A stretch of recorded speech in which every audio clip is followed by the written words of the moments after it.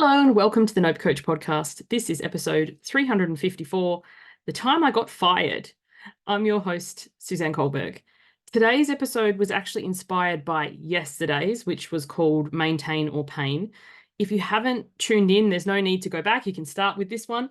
But if you enjoy this one or you want some context of how we ended up here, I recommend after listening to this one, going back to yesterday's Maintain or Pain, episode 353. So for some context, to nutshell yesterday's episode, there are people who maintain things and there are people who wait until something is in pain to act on it. My husband, he's more of a maintain things. Let's keep this going as long as possible. I tend to fall more into the let's wait till it's broken and then fix it. Let's wait till we're in pain kind of category. So I think that contributed in a large part to me getting fired. The job that I was in, there was some questionable practices. There were some things that I didn't agree with. There was some things that I was asked to do that I was not comfortable with. And instead of drawing the line in the sand and speaking up for myself, like I didn't have boundaries back then. You teach what you most need to know so that you can know it. Like that thing that happened, the crux of today's episode is sometimes something that happens to us in the moment that it happens, it feels like a failure. When I was fired, I was crushed. I was like, I failed. I suck at life. I'm no good. Like I was on a whole victim downward spiral bender. But in hindsight, it actually was one of the best things that happened to me. And they say hindsight's 2020. Life's lived forward but understood backwards, because it fostered such a change within me. Right now, the Suze version I am today, like when I was fired, that's I don't know how many Suzes ago. But the Suze that I am today, if somebody asked me to do something that felt out of integrity or unethical, it would be an immediate no from me. And if that meant that the contract was over and we were no longer working together, that is totally okay with me. I won't do anything that feels, misaligned or so, I'm trying to think of an example. So we were doing this was my first foray into business. I was, we were making a course together. And part of it, first of all, it was fully scripted, which does not work with me. I don't do well reading a script. For those of you who followed me for a while, the show's free flowing and what comes out comes out. As soon as I have to read something that's typed out, it just feels robotic. So there was that. And then the script I did not agree with, because one of the things I had to say was that I'd worked with thousands of women. And I remember speaking to my boss at the time saying, I haven't worked with thousands of women. Like, this is a lie. And she was like, oh, but you've written thousands of posts and people have read your work. And I was like, yeah, but I haven't worked with them. Like, to me, the definition of work is like, do I know their name? If you've read my book, I haven't worked with you. Like, they've got a term for that. I can't think of what it's called. It's going to come to me probably like 3 a.m. But, where you have a relationship with someone, or you think you do because you've followed them online, or you know everything about them, but they don't know anything about you. Parasocial relationship. There it is. Didn't even have to wait to 3 a.m. But, for me, the definition, if I say I've worked with people, we know each other's name. I'd recognize you on the street. Well, actually, I work online, but I'd recognize your photo. I'd recognize you from the shoulders up, your Zoom, head thing. So to start with, I've worked with thousands of women. It was a lie. And there were other things in this job, like the testimonials for the course. Well, we didn't have any testimonials because we hadn't launched the course yet. So she was like, well, just write them. I was like, what do you mean just write them? I was like, just write them and put somebody's initials there. This is a large part why I personally am very jaded when I see testimonials online. Like, I do have some for my own business because social proof is a part of growing business, but I'm always like a little bit wary. And I do like to have my clients onto some of my episodes and the video and discussion. And like, this is us unscripted, unedited, as opposed to a testimonial, like where you could just write it and then put anybody's initials on there. There were so many things in that job that I was literally maintaining. I was just not speaking up. I was trying to, and then I was just railroaded. And eventually it got to a point where the reason I was fired was for conflict of interest of all things, because I was working for this person and I was also doing work elsewhere, which she knew about. But the work elsewhere, she felt that it was intruding on the work that I was doing for her, which, I don't think so, but you do you. But when I was fired, it was like, you can have 2 weeks to think about this, and then if you cut all ties with everything else and only work here, then you can come back. And I was like, no. It was one of the first times where I was just like, no.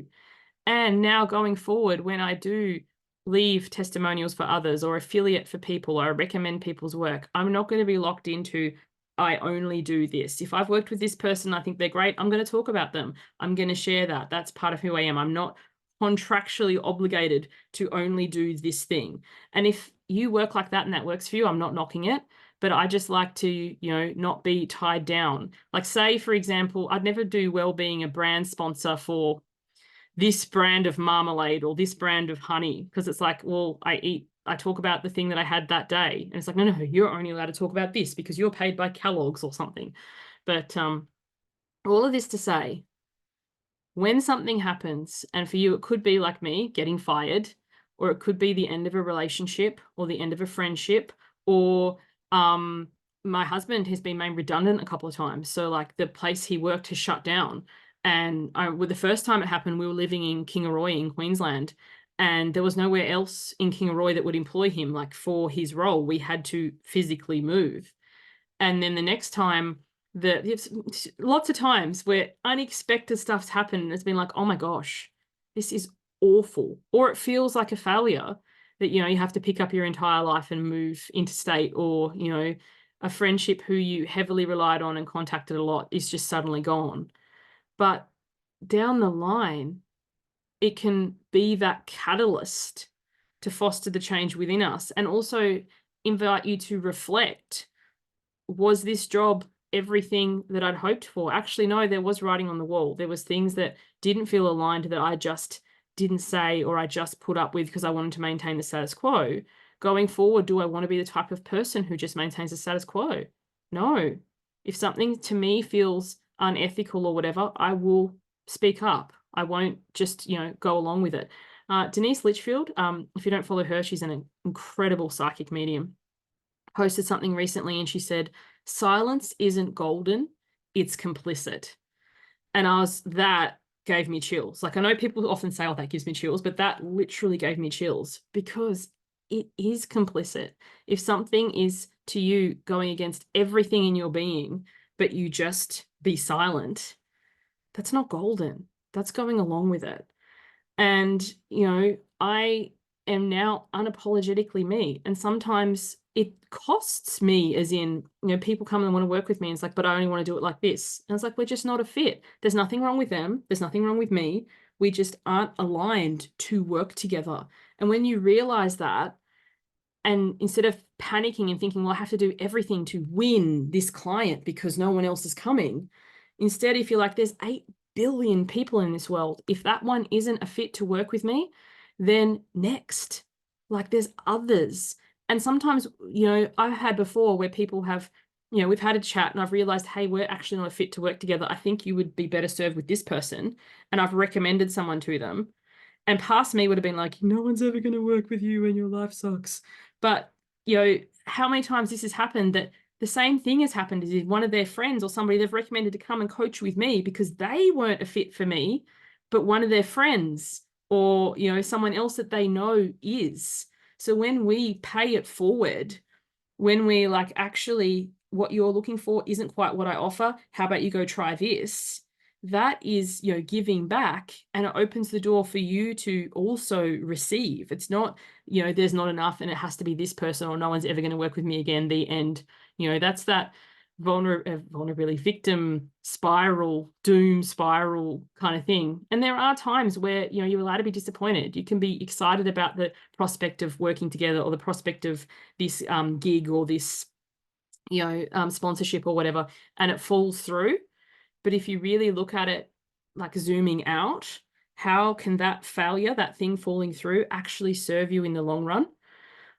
Because opening you up for more aligned work, more aligned contracts, gigs, clients. and fostering even greater success down the road.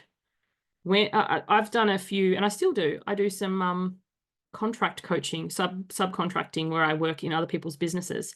Some of them won't employ me because of my tropically bright background. They want a blank wall. I'm like, I live with an 8 and 10-year-old in a not too big house. There isn't really a blank wall, so to speak. I'd have to change my computer setup, change my lighting, change where I am. And to me, it's not worth all the effort. If you want that more corporate cold feel, and also one place wanted me to do makeup. I was just like, yeah, we're not a fit. I'm not squeezing and contorting myself into a way to fit. Like, I'm not saying if you want to produce that image and that's your business and that's in line with your values, that's great. But this is how I am. I'm sweary. I have no makeup. I have a very bright tropical looking background. And I trust that there's enough people in the world who like this and want to work with it and will find it. And then there have been people that I've passed on to both of those agencies who I wasn't a fit for, because, you know, that's us learning and growing and having that greatest success.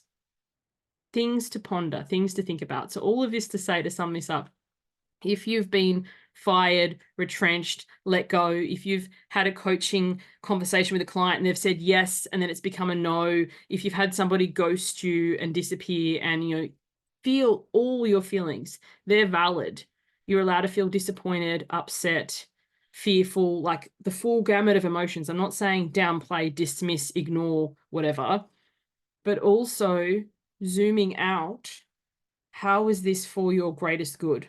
What are there some things you need to change? Were you waiting until a point of pain? Were you someone said to me the other day, how did they word it? I'm going to stuff this up. But they were like, when new people in business, coaching business, or, you know, any sort of business, we can kind of like prostitute ourselves, as in, like, I will do this on the cheap, or I'll do something that doesn't feel good to me, or I'll do whatever in order to get the sale. But then, you know, we end up overworking or scope creep or taking too long or not having enough to cover the costs. Like, I think this person had like a catering business and basically was only just covering the costs of the food, let alone travel and delivery and her time to do the baking and everything.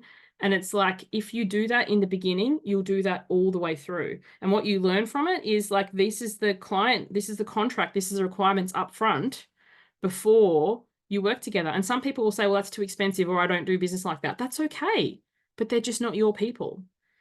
Getting fired or getting turned down or getting a yes that becomes a no, or all this sort of stuff, in the long run can actually be a blessing, as hard as it feels in the time, because who you become as a result of it, like, as a result of that being fired, I now coach on boundaries and saying no and speaking your truth and being unapologetically you.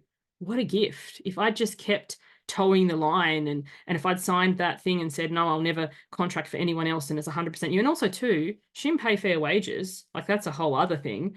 But I was always going to be paid, you know, eventually, and put off and put off and put off.